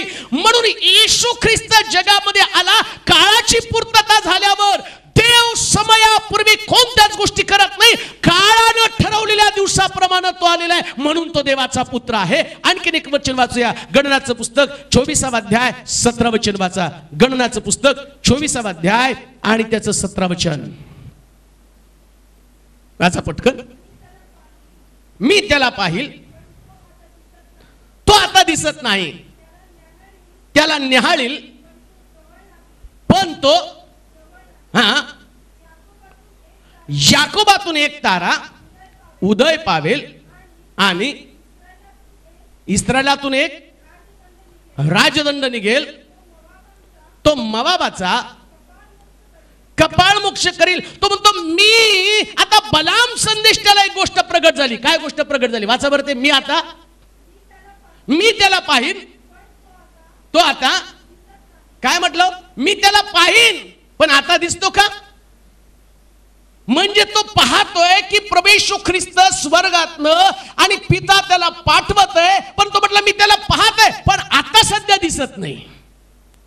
देवानं संदेश त्याच्याद्वारे भविष्यवाणी करून त्या देवानं येशूला या जगामध्ये पाठवलं आणि त्या संदेश त्याला, बलाम संदेश त्याला ज्या इस्रायल लोकांना शाप देण्यासाठी निघाला आणि इस्रायल लोकांसाठी एक आशीर्वाद निघाला. तो आशीर्वाद कोणता? याकोबाच्या कुळातनं एक व्यक्ती मोवाबाचा कपाळ मोक्ष करण्यासाठी येणार आहे. म्हणजे प्रभूनं कोणत्या कुळात त्याचा जन्म होणार हे पण ठरवत होता. 4000 वर्ष काय करत होता? कोणत्या कुळातनं जन्म घ्यावा. काय देवाचं प्लॅनिंग आहे बघा. देवाची योजना कशी आहे, कशी तरतूद त्यानं करून ठेवलेली आहे. एक एक पिढी पाठवत आहे. 12 वंश, 12 वंशातला प्रथम पुरुष. आणि मग तो म्हणतो याकोब. आम्हाला वाटतं की इस्रायल लोक त्या ठिकाणामध्ये ओरडत करतो ते, देवा तुझ्या लोकांची सुटका करण्यासाठी पाठव, मसीहा पाठव, मसीहा पाठव. देवानं वेगवेगळे पाठवले पण जगासाठी एक. इस्रायल लोकांसाठी मोशे पाठवला पण बाकीच्या लोकांसाठी नव्हता. मग देवानं तर सगळ्या जगातल्या लोकांना निर्माण केलेलं आहे. असं नाही की ज्या लोक बंधनामध्ये होते, दुःखामध्ये होते, देवानं मुक्तिदाता पाठवला असं झालं नाही. पाठवला, प्रत्येक वेळेस पाठवला. एक मोक्ष करणारा, सुटका देणारा पाठवला. ज्या देवाचे लोक संकटामध्ये होते आणि त्यास मी पाहतो की त्यानं शमशोनाला पाठवलं, त्याच्या हातामध्ये ताकद दिली, हजारो लोकांना त्याने मारलं. पाठवलं एका व्यक्तीला. प्रत्येक वेळेस देव कोणाला तरी पाठवत होता पण ठराविक लोकांचा उद्धार, एकाच व्यक्तीचा उद्धार, इस्रायल लोकांचा उद्धार. आणि देवासाठी तर जग डोक्यामध्ये आहे, प्लॅनिंग आहे त्याच्याकडं. देवानं जगावर एवढी प्रीती केली. याच्या अगोदर आम्ही पाहतो ठराविक लोकांवर, गटावर प्रेम करत होता. अब्रामाला तुझं घरानं आशीर्वादित, जो तुला शाप देईल तो शापित, आशीर्वाद देईल तो आशीर्वादित. त्याच्या बाबतीत एक गट देवानं तयार केलेला आहे. 12 कुळातल्या लोकांना वेगवेगळ्या प्रकारचे आशीर्वाद. पण देवाच्या डोक्यामध्ये जगासाठी, युनिव्हर्सल जगासाठीची कल्पना आहे. आणि जगासाठीच्या कल्पनेमध्ये देवानं प्लॅनिंग केलं आणि त्याच्या प्लॅनिंग मध्ये देवानं कुळ ठरवलं. कोणतं कुळ? याकोबाचं कुळ. आणि जे भविष्यवाणी केली पूर्तता पहा बरं. लुकाचं शुभवर्तमान 3रा अध्याय 34 वचन. एक भविष्यवाणी देवानं केली आणि पूर्ण कशी झाली वाचूया. 3:34 लुकाचं शुभवर्तमान 3रा अध्याय 34 वचन. तो याकोबाचा, तो इसाकाचा, तो अब्रामाचा, तो तेराहाचा. बलाम म्हणतो तो याकोबामधनं मी एक पुरुष येताना पाहिलेला आहे. काय देवाचं प्लॅनिंग आहे पहा. समजा या बलाम संदेश त्यानं भविष्यवाणी केली नसती तर कदाचित तुम्हाला ऑब्जेक्शन घ्यायला जागा असती, नाही का? मी म्हटलं असतं काय देवाचं सांगता येतं, उगाच कोणतरी म्हणतं येशू जन्माला आला, येशू जन्माला यायला पाहिजे, येशू जन्माला आला, बाकीच्या लोकांसारखा तो आला. पण देवाची योजना एक एक तो हिंट द्यायला लागला, एक एक क्लू द्यायला लागला. कोणता क्लू? जो मसीहा येणार आहे, जो उद्धार करता येणार आहे, त्याचं कुळ कोणतं? त्याचं कुळ याकोब, याकोबाच्या घराण्यातलं, याकोबाच्या कुळातलं, याकोब या असणाऱ्या माझ्या सेवकाच्या द्वारे मी त्याला त्या पृथ्वीतलावरती पाठवणार आहे. प्लॅनिंग देवानं करून त्या बरोबर त्या कुळामध्ये. आणि ते झाल्यावर बरोबर 2000 वर्षापूर्वी लुकाच्या शुभवर्तमानामध्ये तीच भविष्यवाणी त्याचं रिमाइंड केलं, आठवण करून दिली. काय तो पहिल्यांदा कुणाचं नाव सांगितलं? कुणाचं? आणि बलाम संदेश काय म्हणतो? परत बलामाकडे वाचा बरं. मी एक पाहिला, हा मी त्याला पाहिले, हा हा आता दिसत नाही, न्याहाळीन तो जवळ नाही, याकोबातून. कोण हो? कुठून? आणि लुकाच्या शुभवर्तमानात कोण आलं पहिल्यांदा? म्हणजे कुठंच तुम्हाला शंका घेण्यासाठी जागा ठेवली नाही. याकोबातनं एक तारा उदय पाहिलेला मी पाहिला, याकोबातनं तो येणार आहे. आणि तो मवाबाचा कपाळ मोक्ष करणार आहे. वाचा बरं, मवाबाचा कपाळ मोक्ष करील. वाचा. हा, सगळ्या बंडखोराला चित करील, त्याचे शत्रू. हा, तो सगळ्या बंडखोरांना चित करण्यासाठी देवाचा पुत्र या जगामध्ये येणार आहे. आणि त्याचं कुळ कोणतं? तर त्याचं कुळ याकोब, म्हणजे याकोबाच्या घराण्यात त्याचा जन्म होणार हे पण देवानं ठेवलेलं होतं. काळा संबंधानं लिहिलं. कुठल्या पद्धतीने त्याचा जन्म होणार? स्त्रीचं संतान. आणि स्त्रीचं संतान म्हणण्याचा उद्देश काय? एक पुरुष जन्माला येतो ना तर त्याच्या बापाचं नाव घेऊन जन्माला येतो, कारण त्या पुरुषानं आपलं बी स्त्रीमध्ये घातलेलं असतं. पण या येशूच्या बाबतीमध्ये येशूला आणि त्या स्त्रीच्या संबंधानं म्हटलं की तिच्यामध्ये योसेपानं त्या स्त्रीला जाणलं नव्हतं, मरीला जाणलं नव्हतं, त्याचा संपर्क तिच्यामध्ये आला नव्हता. आणि अशा पद्धतीनं येशूला मरीच्या उदरामध्ये प्रभूनं घातलं. कारण सगळ्यात सोपं मार्ग. तुम्ही म्हणाल हे कसं शक्य आहे? मागच्या काही दिवसामध्ये एक व्यक्ती मला म्हटलं हे कसं शक्य आहे पाळक साहेब? बाप स्वर्गातला देव आणि मरियेच्या पोटामध्ये येशू जन्माला कसा येऊ शकतो? ज्या वेळेस माणसाच्या डोक्यामध्ये शंका येते ना, देव मेडिकल सायन्सला धरतो बरोबर. आता टेस्ट ट्यूब बेबी मध्ये तुम्ही बघितलं तर बरोबर टेस्ट ट्यूब बेबी मध्ये हे बाळ जन्माला येऊ शकतं का? देव सिद्ध करून दाखवतो. तुम्हाला शक्य, मला शक्य नाही का? मी जन्माला घातलेले लोक एवढे ज्ञानी, एवढे विचारवंत आहेत, ते टेस्टी बेबीच्या द्वारे बाळ जन्माला घालतात. आणखीन आम्ही पाहतो की सेरोगेट नावाचा प्रकार ज्याच्यामध्ये गर्भाशय भाड्यानं घेतलं जातं, तसं देवानं मरियेचं गर्भाशय भाड्यानं घेतलं. तो म्हटला योसेफ नाही, माझं बीज तिच्यामध्ये असेल आणि हे बीज यातनं जो मुलगा जन्माला येईल आणि तो पवित्र असेल का? कारण ते सेरोगेट माता कोण होती? मरिया. आणि तिच्या संबंधानं म्हटलं तुझं गर्भाशय तुला द्यावं लागेल आणि याच्यामध्ये येशू असेल. आणि येशूला त्या गर्भाशयामध्ये प्रभूनं घातलं आणि स्त्रीच्या संततीच्या द्वारे हा येशू जन्माला आला. प्लॅनिंग आहे देवाचं. कसं ऑब्जेक्शन घेता सांगा मला? मेडिकलच तुम्हाला सांगतं हे शक्य आहे. Hallelujah, hallelujah. मेडिकल सांगतं शक्य आहे.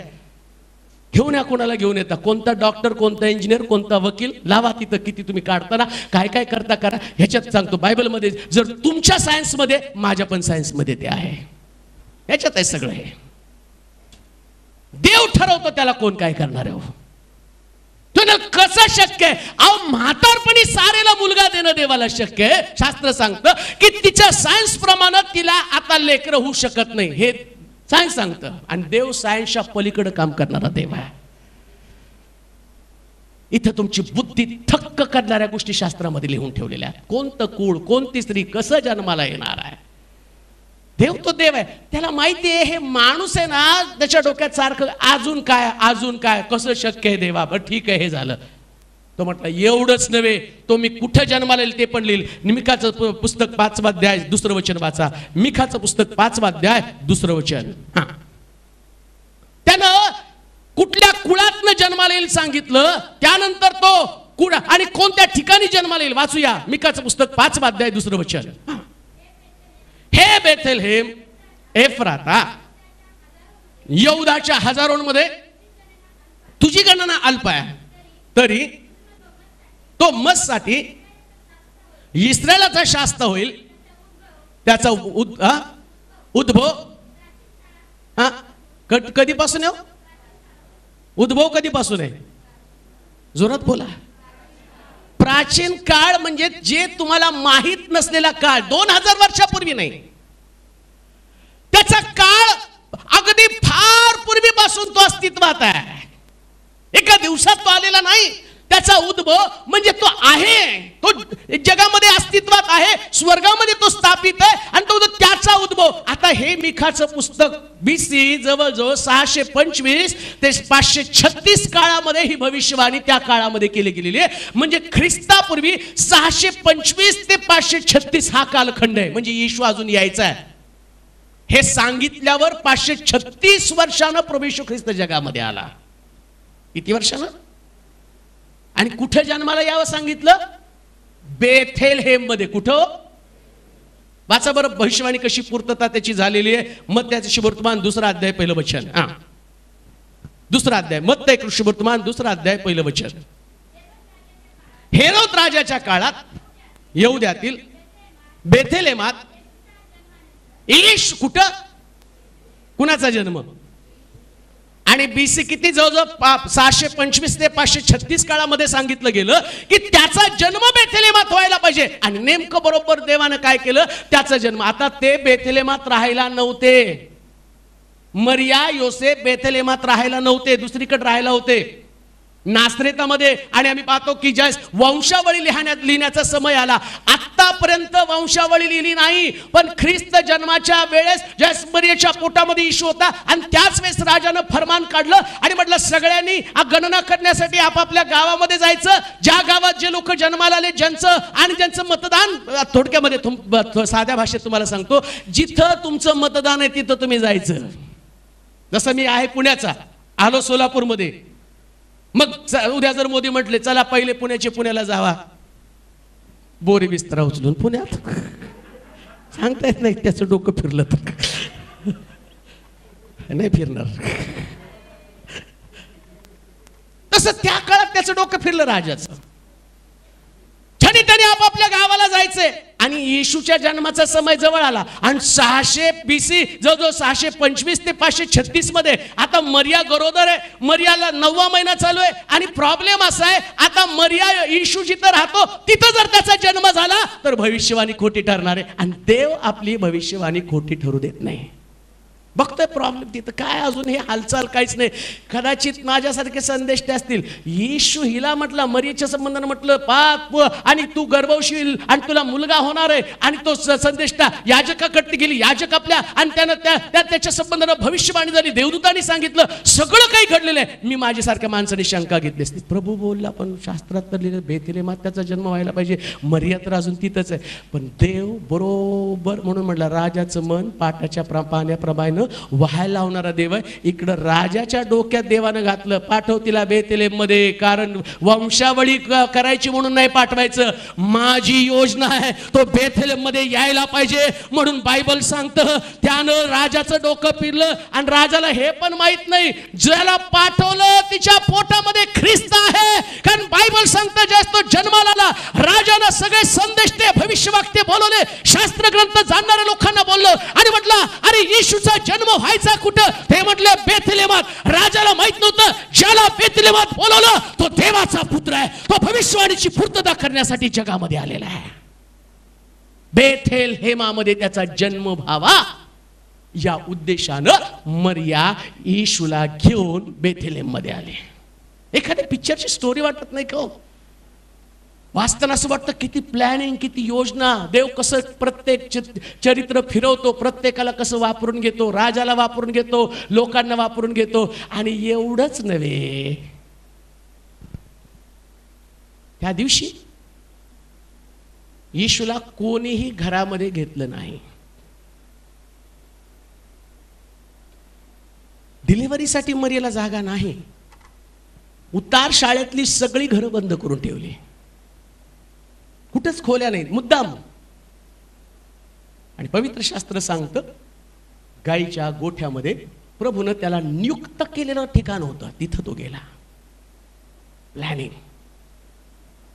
बेथलेमात जन्म का? त्याचं कारण आहे. दुसरं पण ठिकाणामध्ये तो बोलू शकला असता. नीट आहे का मी तुम्हाला काय सांगतो?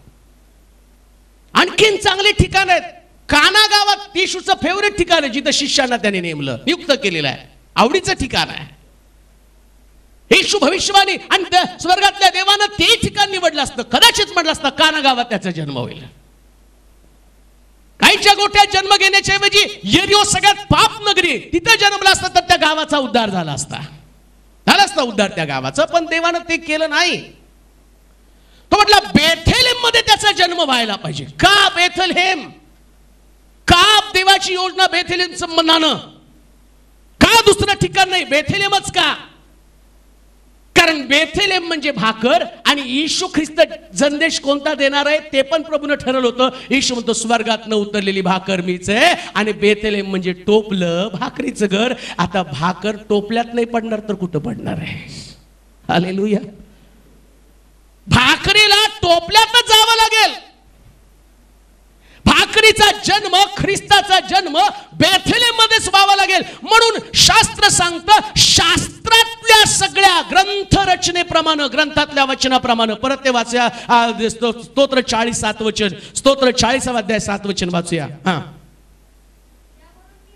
हा हा मी आलो आहे, ग्रंथपटात माझ्याविषयी लिहून ठेवला आहे, हे माझ्या देवा. पहा काय हो, पहा देवाच्या इच्छेप्रमाणे करण्यासाठी तो बेथलेम मध्ये त्याला जन्म घ्यावा लागला. कोणतीच गोष्ट, येशू ख्रिस्त सुद्धा म्हणतो नाही का, पित्याची इच्छा पूर्ण करणं हेच माझं अन्न. आणि येशू ख्रिस्तानं जन्मापासून मरेपर्यंत सगळं देवाच्या इच्छेनंच केलेलं आहे.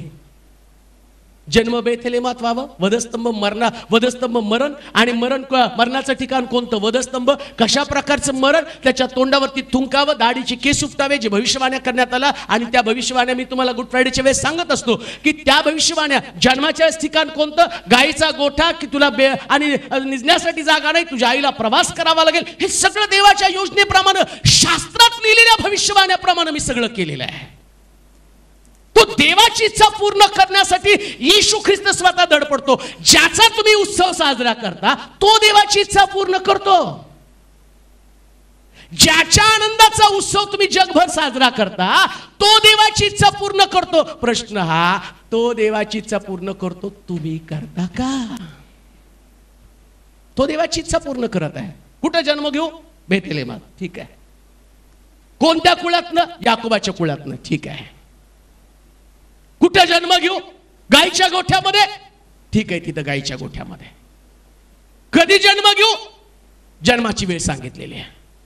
प्रत्येक गोष्ट देवाची इच्छा पूर्ण करण्यासाठी ख्रिस्तानं आपलं समर्पण केलेलं आहे. पण आम्ही आपलं समर्पण करत आहोत का? का आम्ही आमच्याच विचारानं चाललेलो आहोत? म्हणून एक वचन वाचा म्हणजे तुम्हाला समजेल. योहानाचं शुभवर्तमान आणि त्याचा 1 अध्याय 35 पासून काही वचन वाचूया.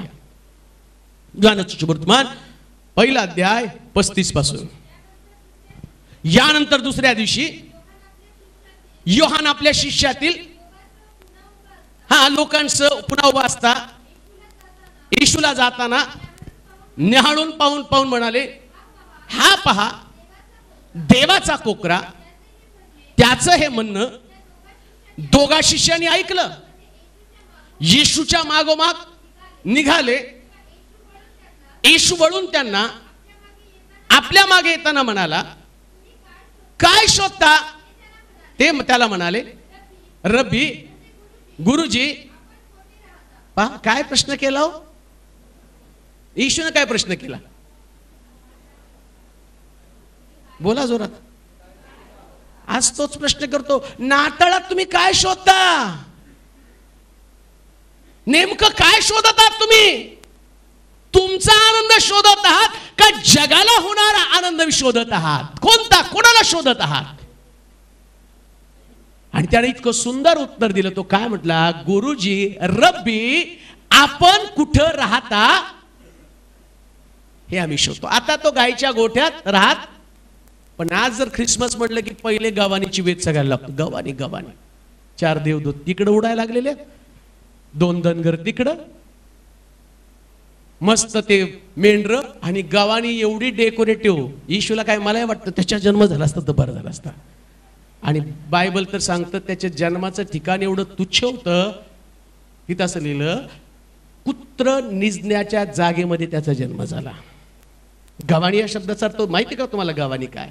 हिवाळ्यामध्ये जे कुत्र राखण करतं ना, त्याचा मालक, त्याचा धनी या कुत्र्याचं रक्षण करण्यासाठी खास गवताचं, त्या गवतातनं त्याला थंडीपासून ऊब मिळते म्हणून तो मालक काय करतो, गोठ्यामध्ये एका बाजूला कुत्र्यासाठी खास प्रकारची शेज तयार करतो, गवताचं सगळं भारा तिथं आणतो आणि त्याच्यामध्ये कुत्र्याला निजवतो. आणि लोकांनी त्यावेळेस येशूला जन्माला जागा देण्यासाठी नाकारलं, पण पवित्र शास्त्र सांगतं कुत्र उठलं आणि मसीहाला जागा दिली. आणि तो म्हटला लोकांनी नाकारलं, मला माहितीये तुझ्या वचनात लिहिलेलं आहे की कुत्र्याला स्वर्गाच्या राज्यात प्रवेश नाही, ज्याला प्रवेश नाही त्यांना जागा दिली, ज्याच्यासाठी प्रवेश खुला केला तो मात्र आपलं अंतःकरण त्याच्यासाठी बंद करतो. याच्यासारखी शोकांतिका नाही. आज लोक ख्रिस्ताला कुठं शोधत आहे हाच प्रश्न आमच्या समोर आहे की तुम्ही ख्रिस्ताला कुठं शोधत आहात, तुम्ही काय शोधत आहात? आज आम्ही तेच विचारावं, काय शोधत आहोत नेमकं आम्ही?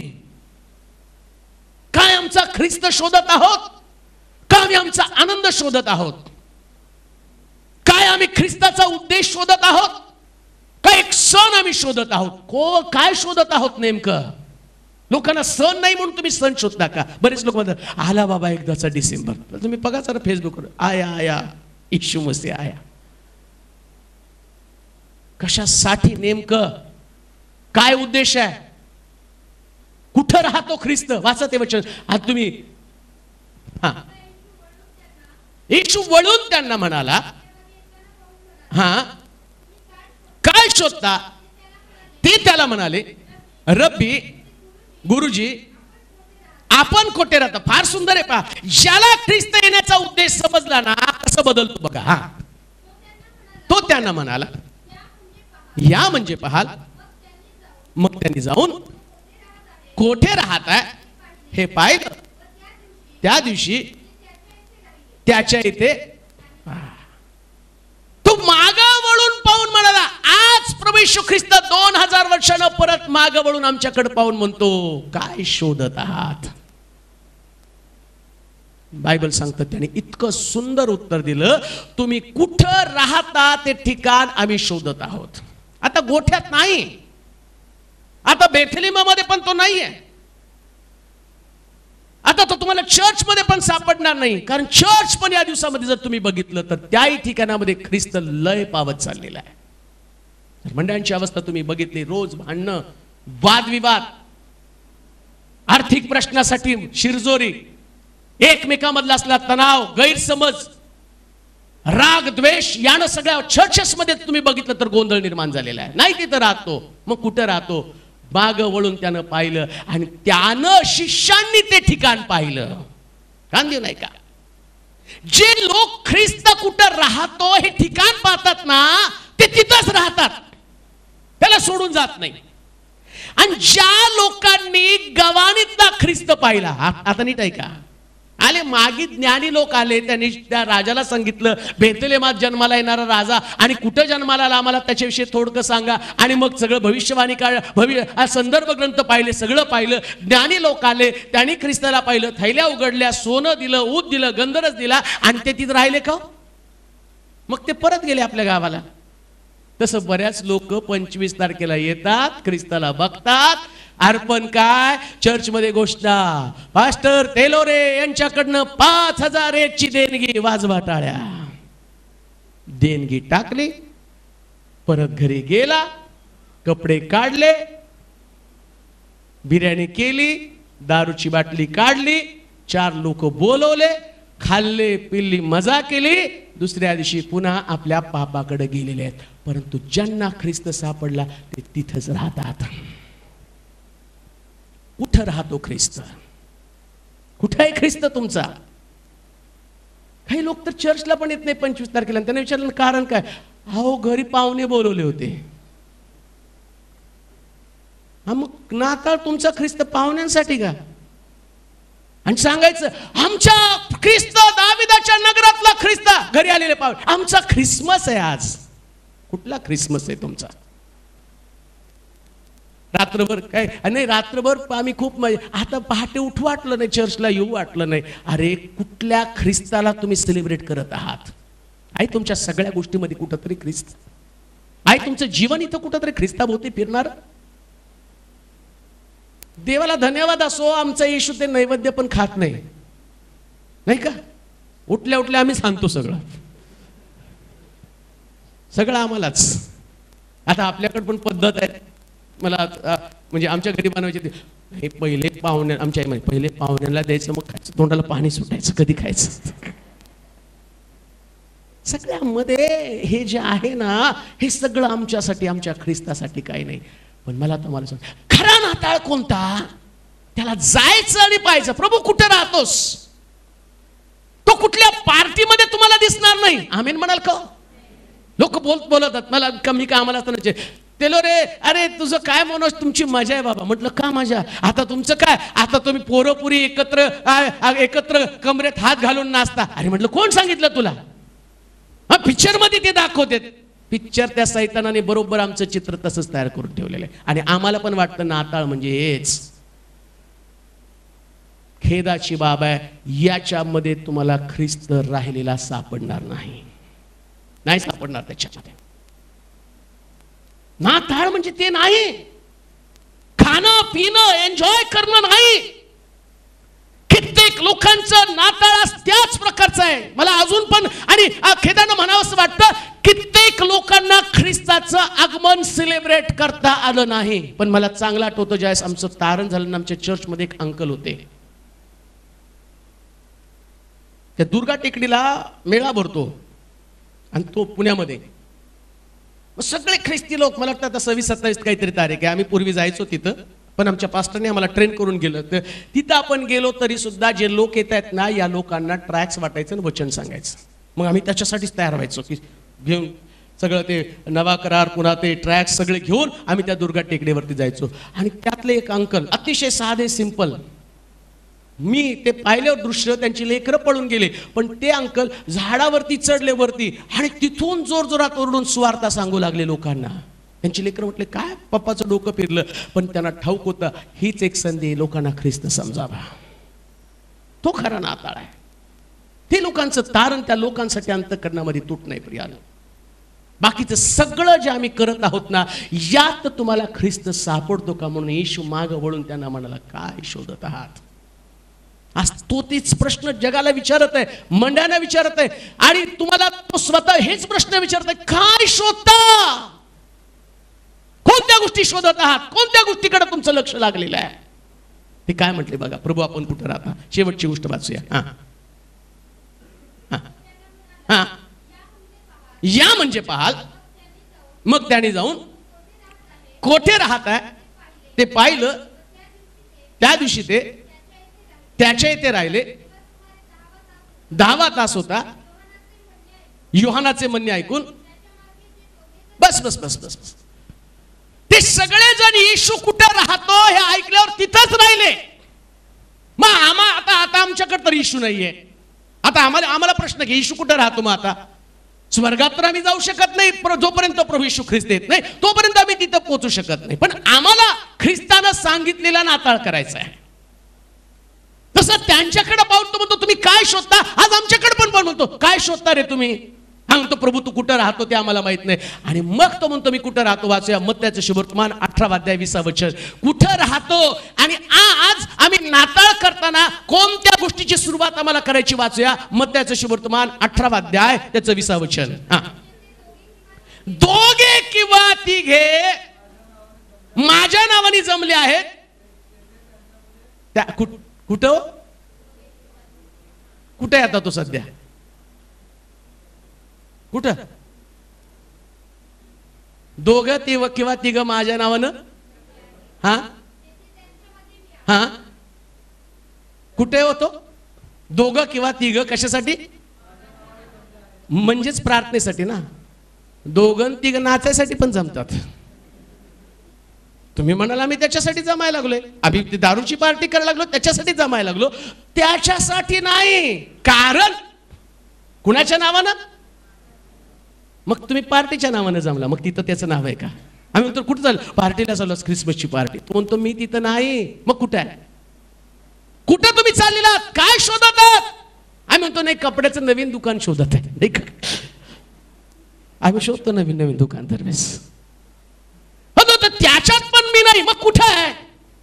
ख्रिस्त कुठं सापडल? तो गवानीत नाही, तो स्वर्गामध्ये पित्याच्या उजवीकडे आहे. पण पृथ्वी तलावर कुठं आहे? जिथं लोक प्रार्थनेसाठी गुडघे टेकतात. मग दोघं किंवा तिघ असेल. म्हणून ख्रिसमसला कोणी नसला तर दोघं तिघ घरात गुडघे टेका.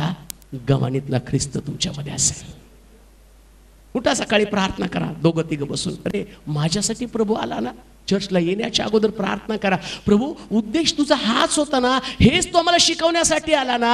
आणि येशूनं लोकांना शिकवलं. तो डोंगरावरती जाऊन प्रार्थना करत होता आणि पित्याला म्हणत होता, हे पित्या तू माझं नेहमीच ऐकतो म्हणून मी तुझे आभार मानतो. त्याने दाखवून दिलं. म्हणून म्हटलं तो इंजिनियर रिपेअर करण्यासाठी आला. काय रिपेअर केलं? प्रार्थनेचं तुटलेलं जीवन रिपेअर करून टाकला.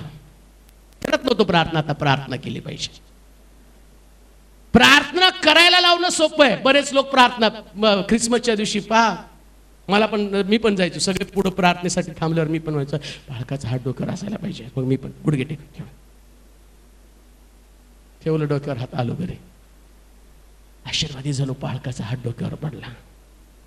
त्याच्यात नाही रे, तू गुडघे टेकशील तेव्हा तुझ्यामध्ये तुझं व्यक्तिगत जीवन, तुझं पर्सनल लाईफ, व्यक्तिगत जीवन ते प्रार्थनेमध्ये आहे का ते तपासत आहे. म्हणून खरा ख्रिसमस कोणता? ज्यानं प्रार्थनेला सुरुवात केली तो ख्रिसमस दियानो. ठीक आहे, तुम्ही आनंदानं उड्या मारा, नाचा, गाणे गा, सगळं देवाची स्तुती करा, का चांगले कपडे घाला, चांगलं फराळ तुम्ही करा. पण प्रार्थना किती आहे? किती व्यक्तिगत प्रार्थना तुमची? आणि किती वर्ष तुम्ही प्रार्थना केली? किती वर्ष प्रार्थना करण्याचं विसरून गेलं? कोणतं कारण आहे? काही लोकांना प्रार्थना सुद्धा नाही. कित्येक दिवस मी त्या जेवणाच्या प्रार्थनेविषयी, झोपण्याच्या प्रार्थनेविषयी बोलत नाही. ती तुम्हाला सवय लागली म्हणून तुम्ही करता. जेवताना प्रार्थना करावी लागते का? विस्फोटात जाऊ नये. हो, अन्न कधी कधी म्हणतात विषबाधा झाली, लगे माझ्यासारखा शाला प्रार्थना केलीस का? हो विसरलो. बघ विषबाधा झाली. विषबाधा होऊ नये म्हणून प्रार्थना. झोपताना प्रार्थना का? रात्री छातीवर सैतानाने येऊन बसू नये, त्रास देऊ नये प्रार्थना. आणि आला तर स्वर्गात घेऊन जाऊ म्हणून प्रार्थना. अहो ती तुमच्या स्वार्थाची प्रार्थना आहे. कोणती प्रार्थना? खास प्रभूसाठी गुडघे टेकणं, एक वेगळा समय. दावीद म्हणतो मी दिवसातनं 7 वेळा तुझी आठवण करतो. दानियल 7 सप्तक उपवास आणि प्रार्थनेच्या द्वारे देवाजवळ राहणारा व्यक्ती, सेवेसाठी समर्पण असणारा ख्रिस्त रात्रभर डोंगरावरती जाऊन प्रार्थना करण्यासाठी वेळ घालवत होता. स्वर्गात राहत असणारा ख्रिस्त, पित्याच्या संगती चालणारा 3 वर्ष.